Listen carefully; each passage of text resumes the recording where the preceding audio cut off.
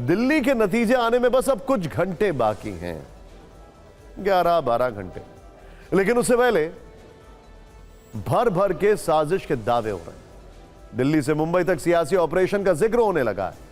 दिन में खबरें पल पल बदलती रहीं, इसीलिए हमने फिक्र के फैंस की सुविधा के लिए साजिश के चैप्टर को 3 हिस्सों में बांटा है। पहले हिस्से में आपको महाराष्ट्र में आबादी से ज्यादा वोटर्स वाला समीकरण दिखाएंगे, जिसका दावा राहुल गांधी और उनके मित्रों ने किया। महाराष्ट्र में ही उद्धव गुट के सांसदों को तोड़ने के लिए ऑपरेशन टाइगर चलाने का आरोप लगा, तो वहीं दिल्ली में आम आदमी पार्टी के विधायकों पर 15-15 करोड़ की बोली लगाने के इल्जाम सियासत के नेटवर्क में ट्रेंड कर रहा है। सबसे पहले महाराष्ट्र की फाइल खोलते हैं। भले ही दिल्ली में ईवीएम के बक्से कुछ घंटों के बाद खुलने वाले हैं, लेकिन आज दिल्ली से ज्यादा अचानक महाराष्ट्र चुनाव की चर्चा चलती है। सवाल चुनाव आयोग पर उठाए गए। कहा गया कि वोटर लिस्ट में बहुत बड़ी हेराफेरी की गई और आयोग है कि कुछ बता ही नहीं रहा। वैसे तो वहां सरकार बने 2 महीने हो चुके हैं, लेकिन आज महाराष्ट्र की वोटर लिस्ट ट्रेंड कर रही है। चुनाव आयोग के मौन व्रत पर सवाल उठाते हुए वोटर लिस्ट में फर्जीवाड़े वाली पिक्चर राहुल गांधी ने दिल्ली में रिलीज की। उनके साथ एक तरफ उद्धव गुट के तेज तर्रार सांसद संजय राउत, तो दूसरी तरफ शरद पवार की पुत्री सुप्रिया सुले बैठी थी। नेता प्रतिपक्ष राहुल गांधी का पहला सवाल था, सरकार के मुताबिक महाराष्ट्र की वयस्क आबादी 9.54 करोड़ है, लेकिन चुनाव आयोग के मुताबिक वोटर्स 9.7 करोड़ है। ये कैसे हो सकता है? यानी राहुल गांधी कह रहे हैं कि महाराष्ट्र में आबादी से ज्यादा वोटर दर्ज है। वयस्क आबादी मतलब जिन्हें वोट देने का अधिकार है। उनका दूसरा सवाल था कि 2019 से 2024 तक यानी 5 साल में 32 लाख वोटर राज्य में जोड़े गए, लेकिन पिछले 5 महीने में यानी लोकसभा चुनाव और विधानसभा चुनाव के बीच 39 लाख मतदाता जोड़े गए। ये कैसे हो सकता है? आखिर जोड़े गए ये मतदाता हैं कौन और कहां से आए? आगे उन्होंने कहा कि हम चुनाव आयोग से सिर्फ 2024 लोकसभा चुनाव की वोटर लिस्ट और 2024 विधानसभा चुनाव की वोटर लिस्ट मांग रहे हैं, लेकिन वो नहीं दी जा रही है। राहुल गांधी ने आते ही साफ कर दिया था कि ये प्रेस कॉन्फ्रेंस महाराष्ट्र पर होने वाली है। उनका कहना है कि वोटर लिस्ट और वोटिंग पैटर्न की विस्तार से छानबीन करने के बाद ये तथ्य सामने आए।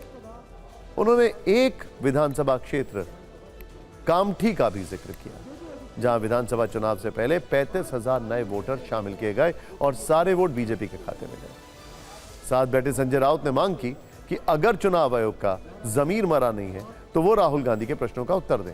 विपक्ष के सवाल भी गंभीर हैं और इल्जाम भी। ऐसे में चुनाव आयोग ने पोस्ट लिखकर फौरन अपना जवाब जारी किया। आयोग ने कहा कि इन आरोपों पर पूरे तथ्यों के साथ और प्रक्रिया का पालन करते हुए लिखित जवाब दिया जाएगा। खैर, चुनाव आयोग का लिखित जवाब तो जब आएगा तब आएगा, लेकिन दिल्ली के नतीजे से पहले महाराष्ट्र को लेकर फूटे सियासी बम ने बयानों का विस्फोट जरूर कर दिया है। यहां तक कि सीएम देवेंद्र फडणवीस तक इस लड़ाई में कूद पड़े।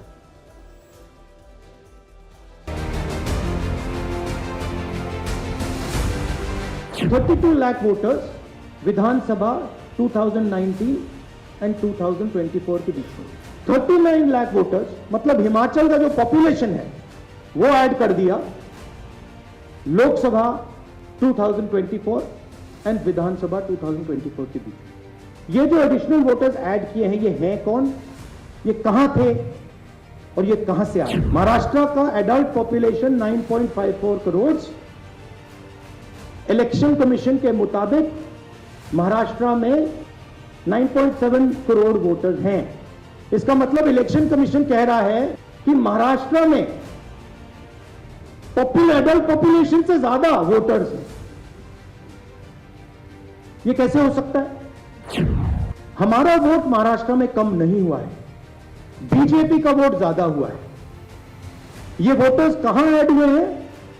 जहां पे बीजेपी की स्ट्राइक रेट 90+% है। हिस्ट्री में 90% स्ट्राइक रेट नहीं रही। राहुल गांधी एक प्रकार से कवर फायरिंग कर रहे हैं, क्योंकि उनको पता है 8 तारीख को दिल्ली के रिजल्ट के बाद उनकी पार्टी का दिल्ली में नामो निशान समाप्त होने वाला है। अगर इस देश का चुनाव आयोग जिंदा है, उनका जमीर मरा नहीं है, तो जो प्रश्न राहुल जी ने चुनाव आयोग को पूछे हैं, उनका जवाब चुनाव आयोग ने देना चाहिए। अब ये 39 लाख वोट बिहार में जाएंगे।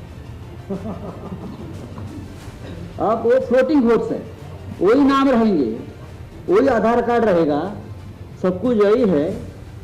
वो वोटर घूमते रहते, फिर बिहार से जाएंगे यूपी में। ये एक नया पैटर्न यहाँ बन गया है और यही पैटर्न से ये लोग चुनाव लड़ते भी है और जीतते भी है। देखिए, इस वक्त चुनाव आयोग के खिलाफ पूरा विपक्ष मोर्चा खोले हुए। यूपी के मिल्कीपुर में 5 फरवरी को हुए उपचुनाव को लेकर समाजवादी पार्टी भी सवाल उठा रही है। खुद पार्टी अध्यक्ष अखिलेश यादव मैदान में उतर गए। चुनाव आयोग को कफन ओढ़ने की सलाह दी जा रही है। समाजवादी पार्टी मिल्कीपुर चुनाव में धांधली का आरोप लगा रही है। समाजवादी पार्टी ने यहां तक कह दिया है कि आयोग मर चुका। पार्टी नेताओं ने चुनाव आयोग पर कटाक्ष करते हुए कफन की तस्वीर शेयर की और उस कफन पर चुनाव आयोग लिख दिया है। पार्टी ने सोशल मीडिया पर लिखा है कि लोकतांत्रिक प्रक्रिया को रौंदकर चुनाव से खिलवाड़ करने वाली बीजेपी सरकार को संरक्षण देने वाला चुनाव आयोग मर चुका है। कफन ओढ़ ले चुनाव आयोग। मिल्कीपुर उपचुनाव और चुनाव आयोग की खामोशी पर अखिलेश यादव ने क्या कहा, आइए देखिए। चुनाव आयोग को जो काम करना चाहिए, चुनाव आयोग वो काम नहीं कर रहा है। अगर मेरे पे कहीं सफेद कपड़ा मिल गया होता तो क्योंकि इलेक्शन कमीशन मर गया, मैं सफेद कपड़ा उन पे पहना देता।